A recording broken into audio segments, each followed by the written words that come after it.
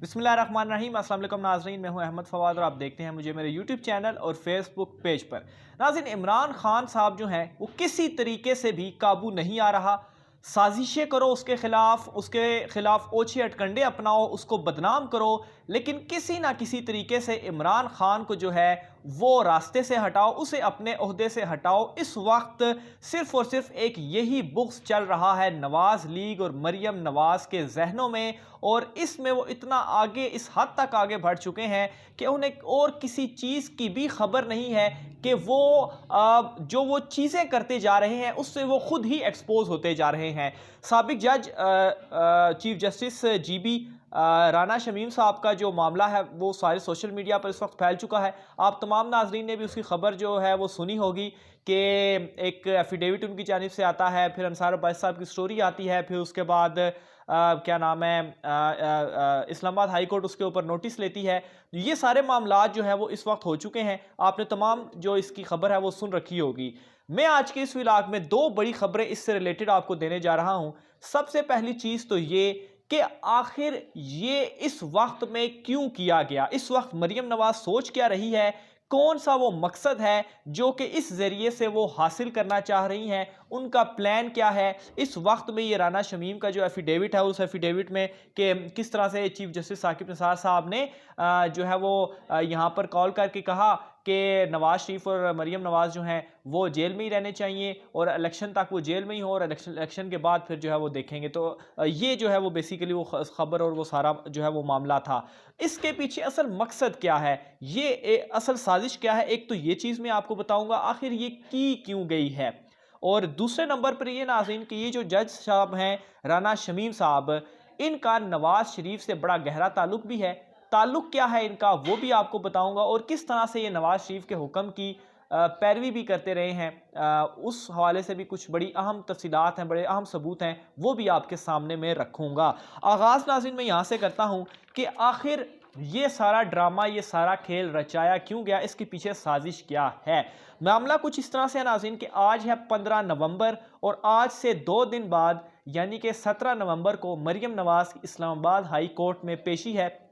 جو مقدمات ان کے اوپر چل رہے ہیں، اور یہ مقدمات ان کے اوپر میرٹ پر چل رہے ہیں، اور مریم نواز کے پاس کوئی ایسی چیز نہیں ہے بولنے کے لیے ابھی تک جو بظاہر نظر آ رہا ہے کہ وہ اپنا دفاع کر سکیں۔ وہ کسی نہ کسی طریقے سے اپنے کیس کو ڈیلے کرنا چاہتی ہیں۔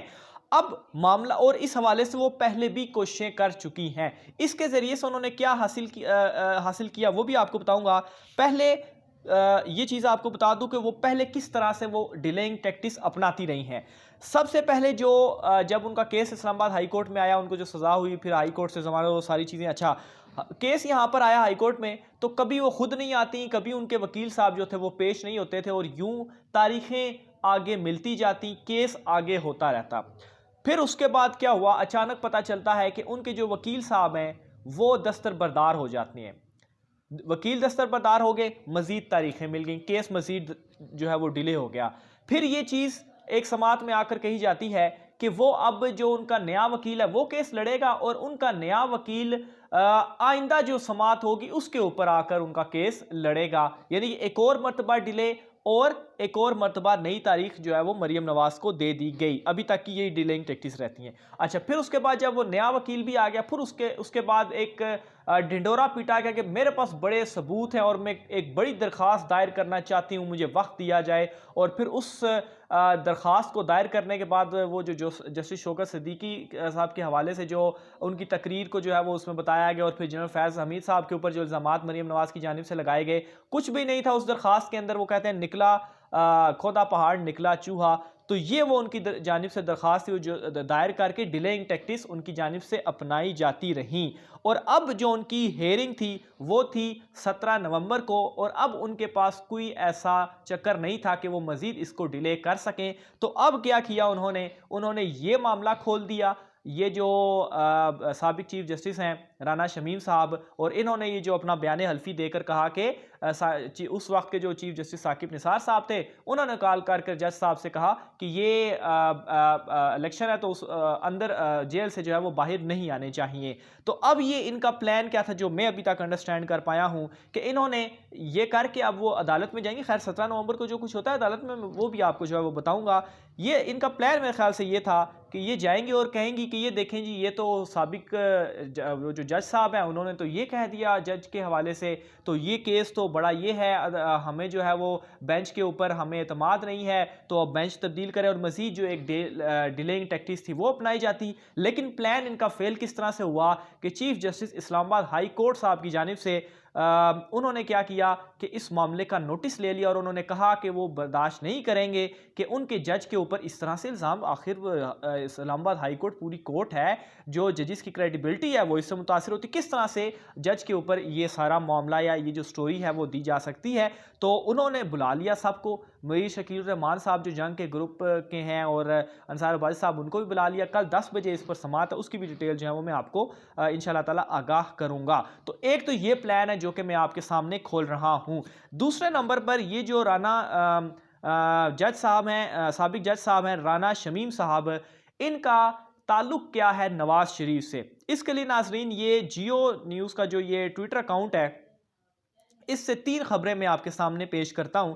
سب سے پہلی خبر جو ہے 20 اگست 2015 کی ہے. یہ ٹویٹ کی جاتی ہے، وہ جو ٹکرز ہوتے ہیں جو ایک تو سکرین پر بھی چڑھتے ہیں اور پھر ساتھ جو ٹویٹر اکاؤنٹ ہوتا ہے اس کے اوپر بھی ڈال دیے جاتے ہیں. اچھا سب سے پہلے تو بتاؤں یہ 3 سال پہلے یعنی کہ 2018 میں یہ ریٹائر ہو چکے تھے. ٹھیک ہے، یہ ڈیٹ آپ نے مائنڈ میں رکھنی، 2018 میں یہ ریٹائر ہو چکے ہیں. اچھا 20 اگست 2015 کو خبر آتی ہے کہ رانا شمیم صاحب کو سپریم اپلیٹ کورٹ یعنی کہ گلگت بلتستان کی جو سپریم کورٹ ہے وہاں کا چیف جسٹس مقرر کر دیا گیا ہے. اچھا ایک یہ خبر. پھر اس کے بعد 2 سال کے بعد یہ خبر سامنے آتی ہے کہ chief justice supreme appellate court G B Rana Shamim کا رانا مشہود کی والدہ کے انتقال پر اظہار افسوس. اچھا یہ رانا مشہود صاحب کے حوالے سے میں نے سرچ کیا تو مجھے معلوم ہوا کہ رانا مشہود صاحب یہ نواز لیگ کے رکن ہیں، نواز لیگ کے ایم پی اے ہیں، اور ان کے ایک بیان کے اوپر سابق D G I S I جو ہیں انہوں نے اس طرح کا کوئی بیان دیا تھا جس پر انہوں نے خاصی ناراضگی کا اظہار کیا. تو ان کے بیان میں نہیں جاتا، بات مزید لمبی ہو جائے گی، ٹائم جو ہے وہ بڑھتا جا رہا ہے. مین خبر کی طرف میں آتا ہوں. تو ایک چیف جسٹس نواز لیگ کے ایک چھوٹے سے کارکن کی والدہ جو ہے ان کا انتقال ہو. چلیں ٹھیک ہے، اس کو بھی ہم زیادہ جو ہے وہ ادھر ادھر ہم نہیں لے کر جاتے. لیکن اگلی جو خبر ہے جو میں آپ کو اگلی جو لائن میں پڑھنے جا رہا ہوں وہ بڑی زبردست ہے. اچھا ان کی ریٹائرمنٹ کے بعد 2018 کے بعد 2019 میں یہ ایک خبر سامنے آتی ہے کہ نون لیگ کے رانا شمیم امور کشمیر و گلگت کمیٹی کے سربراہ نامزد. تو یہ ناظرین اصل معاملہ ہے نون لیگ کے رانا شمیم یعنی کہ پہلے جج صاحب اور پھر اس کے بعد ریٹائر ہو کر نون لیگ کے رانا شمیم. تو یہ باقاعدہ ایک قسم کے نون لیگ میں ہی پھر شامل ہوئے اور انہیں نون لیگ نے ہی لگایا اور یہ بن گئے نون لیگ کے رکن. تو یہاں سے آپ کو سارے تانے بانے سمجھ آ گئے ہوں گے کہ یہ جو ایفیڈیوٹ تھا یہ کیوں لکھا جو ہے وہ کس کیپیسٹی میں لکھا گیا یا کس طریقے سے لکھا گیا اور اس کے پیچھے جو ریزن تھی جو ابھی تک کی یہ جو ساری تفصیلات میں نے آپ کو بتائی ہیں جو اس وقت کے حالات چل رہے ہیں، معاملات چل رہے ہیں، اس کو مد نظر رکھتے ہوئے اپنے رائے کا اظہار کمنٹ باکس میں لازمی کیجیے گا. آج کے ویلاگ سے ناظرین مجھے اجازت دیجیے. اللہ حافظ.